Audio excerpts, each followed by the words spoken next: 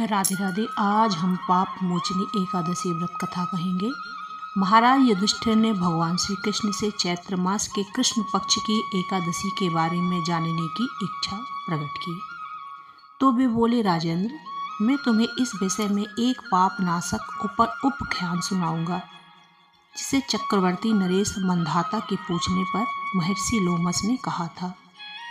मंधाता ने पूछा, भगवान, मैं लोगों के हित की इच्छा से यह सुनना चाहता हूँ कि चैत्र मास के कृष्ण पक्ष में किस नाम की एकादशी, उसकी क्या विधि और क्या फल की प्राप्ति होती है। कृपया यह सब बातें मुझे बताइए। लोमस जी ने कहा, नृपश्रेष्ठ, पूर्व काल की बात है। अप्सराओं से सेवित चैत्ररथ नामक वन में, जहाँ गंधर्वों की कन्याएं अपने किंकरों के साथ बाजे बजाती हुई विहार करती हैं, मंजू घोषा नामक अप्सरा मुनिवर मेधावी को मोहित करने के लिए गई। वे महर्षि चैत्ररथ वन में रहकर ब्रह्मचर्य का पालन करते थे।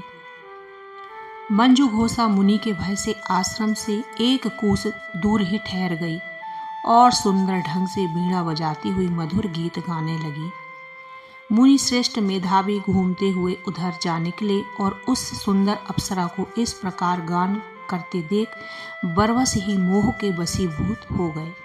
मुनि की ऐसी अवस्था देख मंजू घोषा उनके समीप आई और वीणा नीचे रखकर उनका आलिंगन करने लगी।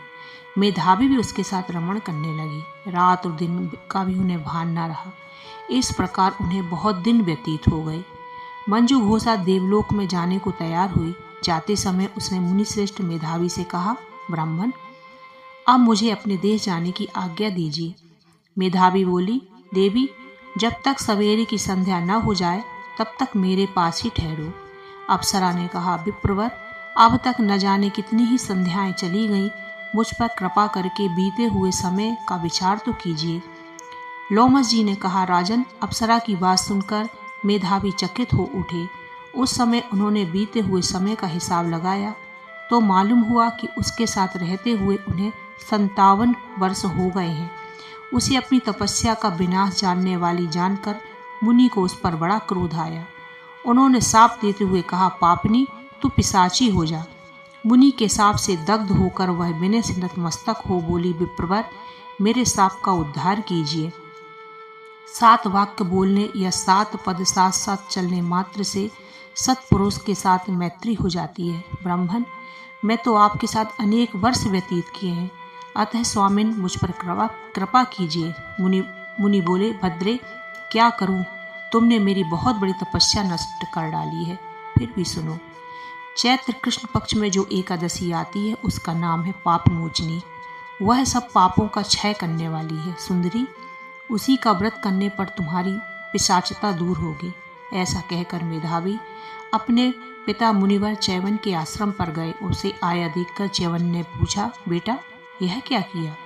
तुमने तो अपने पुण्य का नाश कर डाला। ऐसा कहकर मेधावी अपने पिता मुनिवर च्यवन के आश्रम पर जाकर इसका निवारण पूछा। मेधावी बोले, पिताजी, मैंने अप्सरा के साथ रमण करने का पातक किया है। अब आप ही कोई ऐसा प्रायश्चित बताइए जिससे पातक का नाश हो जाए। च्यवन ने कहा, बेटा, चैत्र कृष्ण पक्ष में जो पाप मोचनी एकादशी आती है उसका व्रत करने पर पाप राशि का विनाश हो जाएगा। पिता का यह कथन सुनकर मेधावी ने उस व्रत का अनुष्ठान किया। इससे उनका पाप नष्ट हो गया और वे पुनः तपस्या से परिपूर्ण हो गए। इसी प्रकार मंजू घोषा ने भी इस उत्तम व्रत का पालन किया।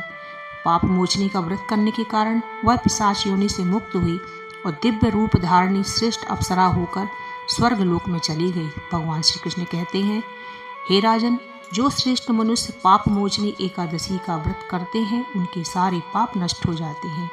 इसको पढ़ने और सुनने से सहस्र गोदान का फल मिलता है। ब्रह्म हत्या, सुवर्ण की चोरी, सुरापान और गुरु पत्नी गमन करने वाले महापातकी भी इस व्रत को करने से पाप मुक्त हो जाते हैं। यह व्रत बहुत पुण्यमय है। बोलो राधे राधे।